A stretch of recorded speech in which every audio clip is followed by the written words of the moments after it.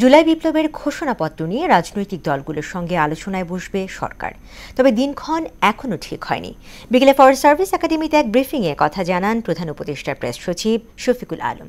তিনি বলেন, সাবেক প্রধানমন্ত্রী শেখ হাসিনাকে ফেরত দেওয়ার বিষয়ে ভারত আনুষ্ঠানিকভাবে কিছুই জানায়নি।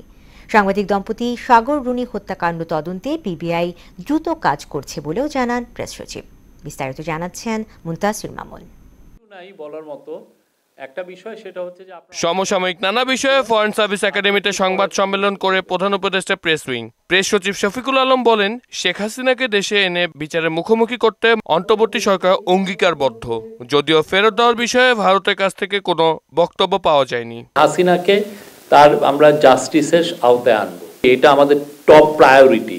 তাকে ফিরিয়ে এনে আইনের সম্মুখীন করা, বিচারের সম্মুখীন করা। ব্রিফিংয়ে উঠে আসে সাগর রুনি হত্যাকাণ্ডের তদন্ত প্রসঙ্গ।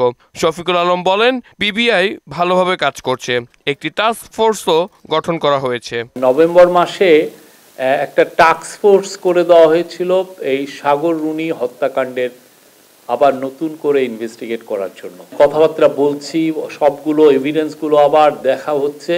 এটা নিয়ে খুব অনেক বেশি কাজ হচ্ছে। আমি বলবো যে খুব দ্রুত গতিতে আছে। যেই টাইমটা আমরা লস করেছি সেটাকে কিভাবে মেকআপ করে এটার একটা এটা খুবই একটা টাফ একটা টাস্ক হবে। জানেন ঘটনাটা কত 12-13 বছর আগে ঘটেছে, সেটাকে আবার নতুন করে ইনভেস্টিগেট করা। প্রেস সচিব জানান, জুলাই বিপ্লবের ঘোষণাপত্র নিয়ে রাজনৈতিক দলগুলোর সঙ্গে আলোচনা করবে সরকার, তবে বৈঠক কিংবা ঘোষণাপত্র প্রকাশের দিনক্ষণ এখনো ঠিক হয়নি। জুলাই ঘোষণাপত্র নিয়ে আমরা বেশ কিছু ফোন কল পেয়েছি যে এটা কদ্দূর, এটা ডেভেলপমেন্ট কি। আমরা শুধুমাত্র এটা বলতে পারি এটা নিয়ে কথাবার্তা হচ্ছে এবং এটা নিয়ে সামনে পলিটিক্যাল পার্টিগুলোর সাথেও কথাবার্তা হবে।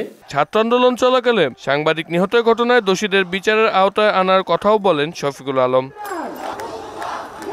মুনতাসির মামুন, মোহনা সংবাদ, ঢাকা।